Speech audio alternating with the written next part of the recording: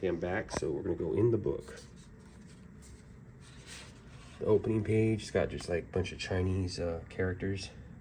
It really reminds me of Fist of Fury, and I think right there, it's got the Chinese Fist of Fury words, characters, right in there. And then there's the big boss, and Game of Death is right there. There's Fist of Fury again. It's like it recycles. There's Enter the Dragon,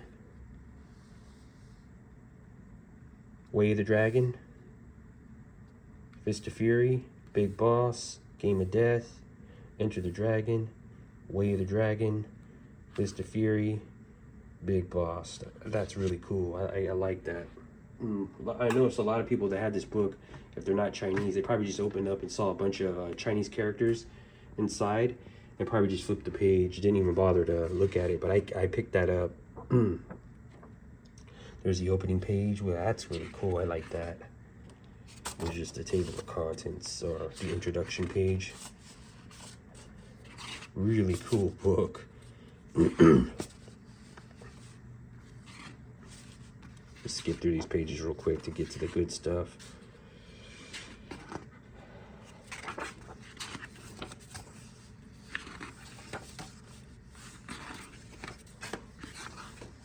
Go through these pages. There's a lot of text before you get to the actual memorabilia. Let's see. Jeez. I haven't looked at this for a long time, so yeah, I'm like, wow, it takes a long time to get to. I mean, this is all good text you like to read, you know, but I'm trying to show you guys what's inside the book besides these little pictures in there. Try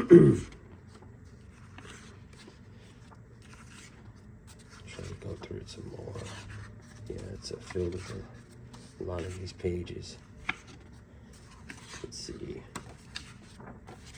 Trying to get you guys at the good stuff. A lot of text in Chinese and English. Okay, we're starting to get there now. Yeah, so there's some of the pictures there. We've seen those before. Okay, the birth records. There's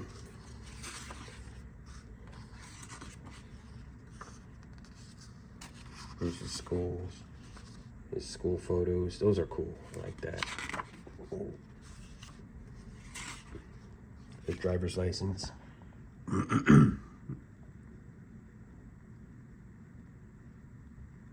I'm sorry, that's his school I guess identification card or his record. There we go. That was when Bruce makes an appearance at Francis Xavier College. He's one of his former schools as a child. 1973, February 28th. Bruce at Seattle in the 60s. Yeah, this has some good stuff in here. Oh, I love those Ruby Chows when he's in his room. Very awesome. I love when his room has the bamboo and the old style lanterns. That's really cool looking. Really. There's some common photos. We're getting to the memorabilia now, the good stuff. There's some of his original sunglasses and prescription glasses. There's some of his shirts. There's the BL dress shirt that he's wearing right there in the Barrington Plaza in 1966. There's one of his suits. There's some Chinese letters that he wrote. Look at that autograph. Bam, that is nice.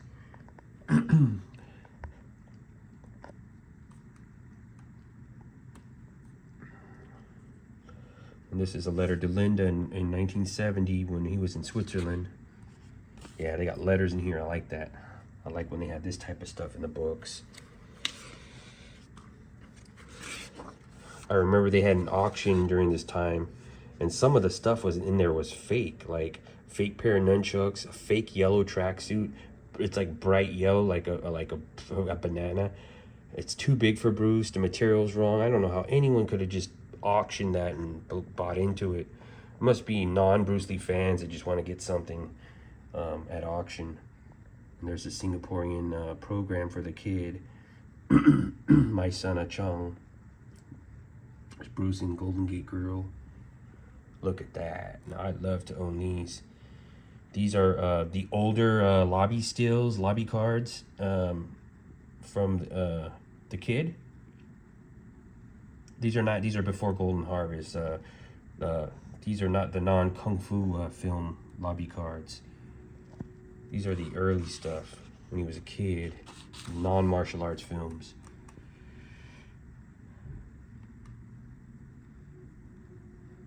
There's a lobby card from The More the Merrier. Oh man, I would love to get my hands on these.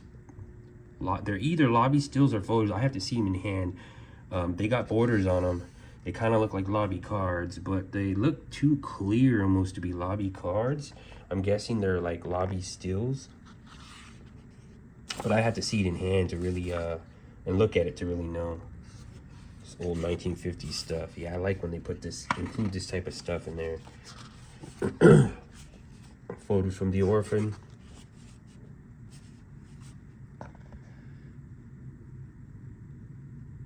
This is a call sheet owned by Perry Lee, which is really cool. Perry's got that best Bruce Lee collection, hands down. I mean, you can buy all the toys and figures you want, but when you have stuff like this, historical stuff, you know, either owned by Bruce or touched by Bruce or signed by Bruce, that's the ultimate. And he's got lots of stuff like that. He even met Bruce Lee when he was a kid. So I've always maintained that Perry Lee, in my opinion, is the best #1 collector in the world.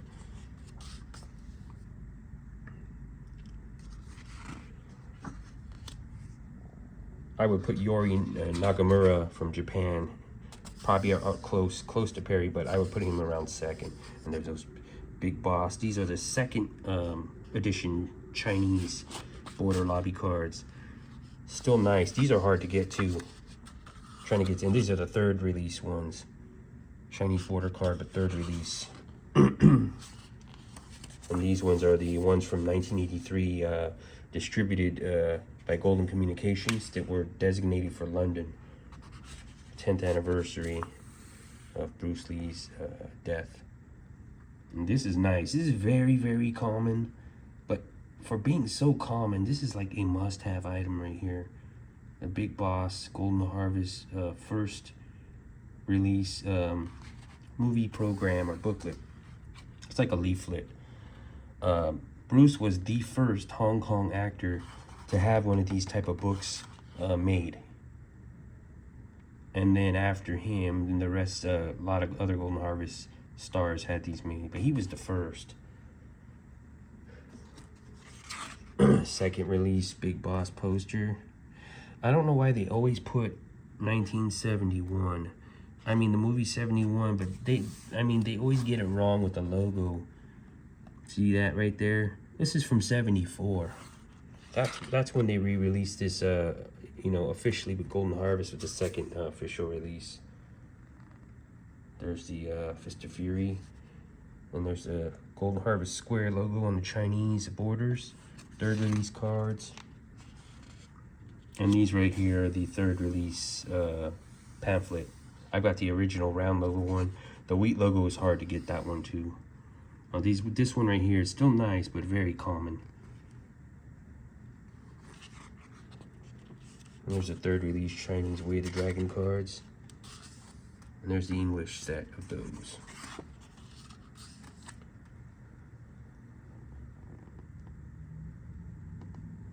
That's nice to have this one. This is not from Hong Kong. I believe this is either Taiwan or Singapore. This one right here. Oh, I love the ticket. I always wanted a ticket. Very hard to get. In Hong Kong, you'll find them here and there though. Oh, I like these black cards. Even though I like the original ones, these black cards, the borders look real nice with that black, red, and yellow. These are nice cards. I like to pick this set up. And also, this set has 12 cards, just like the original set. Same photos, different borders. Look at that. I always love this lobby card. This picture, and it has the Chinese Enter the Dragon text on there. It just looks really cool. I like that card. Of course, my favorite of all posters, the Hong Kong 1973 Enter the Dragon poster. I've got that framed in my room, the original one. I hate all these replica posters, man. They oversize them. The paper's not the same. It's just, I don't know why people even waste their money on those knockoff $25 posters. I mean, I don't know. There's some letters right here. And I don't know. I think these ones are fake letters. A lot of the stuff in here is fake. And these, yeah, because I look at the writing, and something about the writing on here looks fake. I mean, even when Bruce wrote Sloppy, you know his handwriting. Not only that, they purposely made these brown. They like did the tea bag method, and made these papers brown like that. That's like way too browned. They're not gonna get that brown. Come on. Real aged paper does not look like that. That was intentionally aged. I have that program. Cool cover. I like that. Very vintage looking. The blue and the yellow. I like how it stands out like the initial Hong Kong poster for Game of Death before the theatrical release. The one they were originally going to use, but they didn't because the film came out in '78. And the logo had changed by then as well. They completely redesigned the poster. See, this is what I'm talking about. They had this at auction. I'm like, come on, man. Bruce's tracksuit is way smaller, way more slim. The material's different. The color's orange yellow, not bright yellow. And then they're over there sitting there selling this like it's the real thing. Come on. I mean, geez. Some of the stuff is in here is real, and some of the stuff in here is fake. You kind of just got to know which stuff is real and what's fake. There's Bruce's first book. We already know what that is.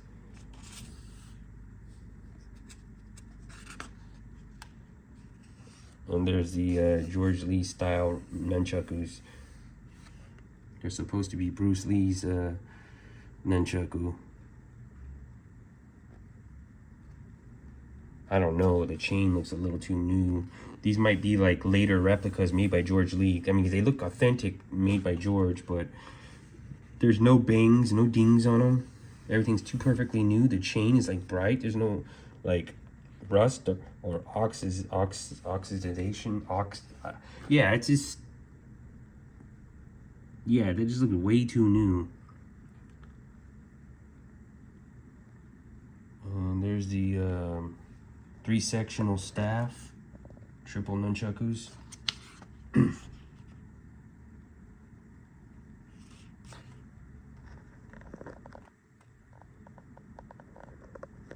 then, yeah, I believe James Lee made one of these, and then George Lee made one of these. I'm not sure if this is the one made by James Lee. If it's Perry Lee's, then yeah, it's probably James Lee one. And I think Bruce Lee used this. It looks different than the one right there. But Bruce, if this is the one that Bruce had at Ruby Chow's restaurant. And there's like the other piece of equipment, the sandbag.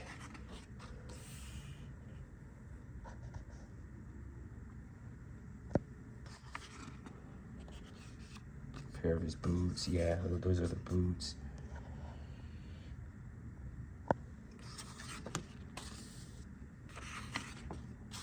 Yeah, the nunchakus, I mean, the chain didn't even oxidize. They just looked too new. They didn't have any damage on it at all. There's the membership application for the Jun Fang Kung Fu Institute. I believe this is from 1963 Seattle, if not Oakland. During that time period, the using no way is way, having no limitation as limitation would be on the edges right there in Chinese. And during 1963 and beginning in Oakland, they didn't have that yet. And if you notice, Bruce would switch the colors around too later on. in both the arrows and the yin yang. As the yin yang is constantly evolving and moving, rotating. I think that's what he was trying to communicate with that. See right here, this card's from 1967, and so is this one. And now you see the little Chinese characters on the edges. They didn't have that in the early set. A lot of fans don't know that this stuff. You see right here, this is the first membership card that came out in Seattle. I believe Bruce had these made on his trip when he went to Hong Kong, because he had a lot of these cards made in Hong Kong. Some were made in the U.S., later ones, but most of the original ones were made in Hong Kong. He was able to make them real cheap there. And this is the first ever membership card right here from his Seattle school. I believe he carried this over to the Oakland school as well in the beginning. It didn't last long in Oakland. Yeah, so you see that there's no Chinese characters on there. Using no way is way, having no limitation is limitation. It's not on there.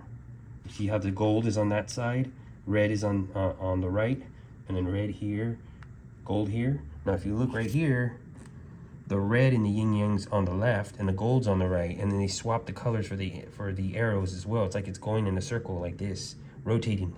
That is awesome. If you pick that up, that type of stuff, pay attention to that type of stuff. So yeah, there's some of his business rate cards. Here's the earlier one on the bottom, and then the rates go up right here. See that? Oh man, I would love to own one of these original certificates. That's just awesome. I love those. There's one of the wooden plaques made by George Lee.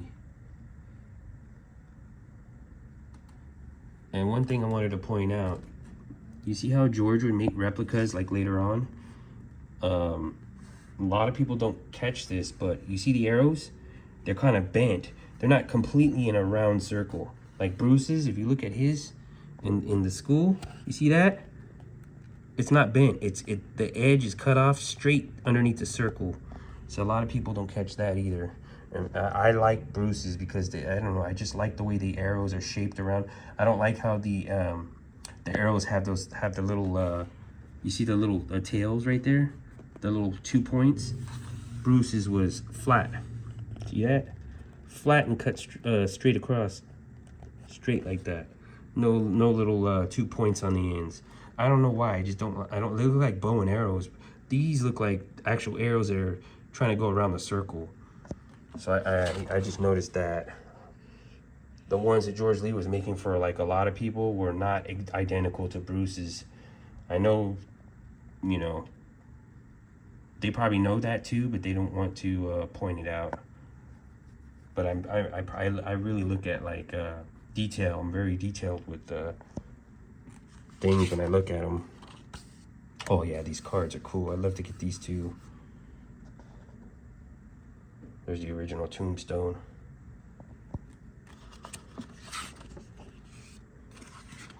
And yeah, this is fake. This is not Bruce Lee's drawing.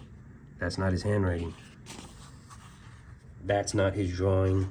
That's not his autograph. That's not his autograph. A lot of people are buying stuff that's fake, and I mean, I feel bad for them because they don't know what's Bruce Lee's original drawing and handwriting and what's not. I mean, they even really teed this up right here. Look at that.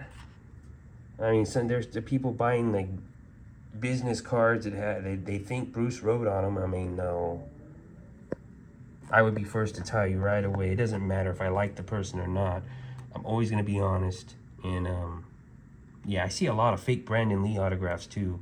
Like I seen a person that had 3 of them, 3 Brandon Lee autographs. 2 of them were fake, and 1 of them was the real deal. But you know, they don't know. They buy these, and Brandon's autograph is a lot more easier to copy than Bruce's, though. I mean, there's not much to it. You kind of just zigzag it real quick, and you could fool people with that one. I mean, you got to really look at it. Like Bruce and Brandon had real fast, sharp handwriting, and they did it accurate every time. It's really hard to mimic that exactly when you're doing it fast, not slow. Okay. Oh yeah, here's the original. This is my favorite Karate Championships program right here of all of them. And I have that one, mint condition. That's the one that started it all.